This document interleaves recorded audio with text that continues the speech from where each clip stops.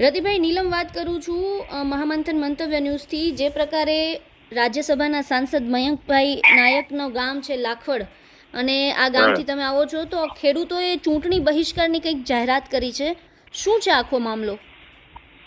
મામલો એ છે કે બેન, મહેસાણા નગરપાલિકામાં નવા જે 14 ગામ જોડાયા છે, એ 14 ગામના વિકાસ માટે સરકારે ટીપી સ્કીમ અને ડીપી સ્કીમની યોજનાઓ મૂકી છે। બરાબર। એ સરકારને કોઈ પણ ખેડૂતની મસલત કે સંમતિ સિવાય ડાયરેક્ટ ટીપી સ્કીમ લાગુ કરી દેવાની યોજના બનાવી દીધી। રોડ બનાવી નાખ્યા, જમીનોમાં નકશા બનાવી દીધા। એ નકશા લોકોના ધ્યાને આવતો દરેક ગામના આગેવાનો ભેગા થઈ ગામે ગામ મીટિંગો થવા મળી તો ભાઈ આપણી કિંમતી જમીનો સરકારે લઈ લે અને 40% કપાત કરી અને વિકાસ કરવા માંગે તો ખેડૂતોની બરબાદી આવે। મોટા ભાગના ખેડૂતો વીઘો 2 વીઘા જમીન ધરાવતા છે બધા। હવે જો એમની જમીન ટીપી સ્કીમમાં જાય તો એમનો ધંધો રોજગાર, પશુપાલનનો ધંધો બધું બંધ થઈ જાય। જેના કારણે એમને રોજીરોટી ખોવાનો અને એમના ભવિષ્યના બાળકોનો ઉછેર માટે મોટો પ્રશ્ન ઉભો થાય। આના માટે વિરોધ કરવા માટે ગામે ગામ મીટિંગો થઈ, ઉચરભી થઈ, દેલા થઈ, કાવડિયા થઈ, તળેટી થઈ, કુકસ થઈ, રામપુરા થઈ, લાખવડ પણ એ રીતે થઈ। અને લાખવડ મીટિંગમાં ખેડૂતોનો પ્રશ્ન એક જ હતો કે ભાઈ આ ટીપી સ્કીમ અમારી મંજૂરી વગર દાખલ કરવામાં આવે એ તદ્દન ગેરવ્યાજબી છે અને એને રદ થવી જોઈએ। અમારે કોઈ ટીપી સ્કીમ જોઈતી નથી। અમારી કિંમતી જમીનોમાં સરકાર હસ્તક્ષેપ ના કરે, અમને ખેતીથી શાંતિથી ધંધો કરવા દે। સિટી આવે, વિકાસ થાય, એ સરકારનો વિષય છે। ધીરે ધીરે જે વિકાસ થવો હોય થાય, પણ અમારી કિંમતી જમીનો તમે હડપ કરી અને વિકાસના નામે 40% કપાત કરી અને એ જો એનો વિકાસ બતાવવા માંગતો હોય તો ખેડૂતોને પોસાય એમ નથી।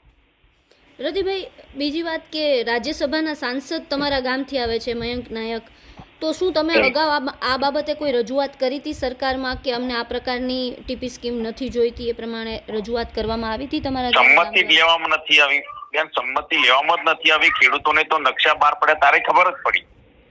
બરાબર। એટલે રજૂઆત કરવાનો સમય ચૂંટણી આવી ગઈ તો ખેડૂતોનો તો એમનો હથિયાર શું હોય કે ભાઈ ગામે ગામ મીટિંગ કરીને યોજના બનાવી, ગામ લોકો નક્કી કરી કે ભાઈ અમારે કોઈ રાજકીય પક્ષને ઘૂસવા દેવો નથી।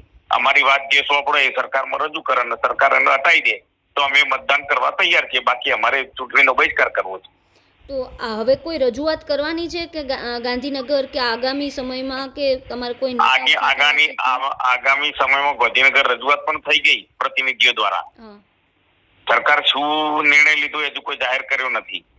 તમારા દ્વારા રજૂઆત કરવામાં આવી છે ટૂંકમાં? બધા અમારા 14 ગામ વતી રજૂઆત થઈ ગઈ, એક ગામની નહીં। બરાબર।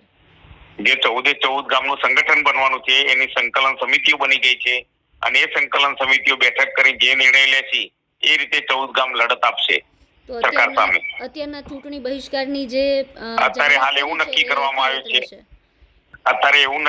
આવ્યું છે કે ગામજનોએ બધી કોમની બધી સંમતિ લીધા પછી ગામે એવું નક્કી કર્યું છે કે જો સુધી આપણો પ્રશ્ન સરકાર સોંભળે નહીં, સીએમ દ્વારા આવી જાહેરાત ના કરવામાં આવે કે ટીપી સ્કીમ રદ કરીએ છીએ, ત્યાં સુધી આપણે કોઈ પણ પક્ષને શાસક હોય કે બિન શાસક હોય કે વિપક્ષ હોય કે અપક્ષ હોય, કોઈને પણ ચૂંટણી લક્ષી ગામમાં સભા કરવા દેવાય નહીં, સભા ગામમાં ઘૂસવા દેવાની, આપણે કોઈ મતદાન કરવું નહીં, મતદાનથી અલગ રહેવાનો ખેડૂતોનો નિર્ણય છે।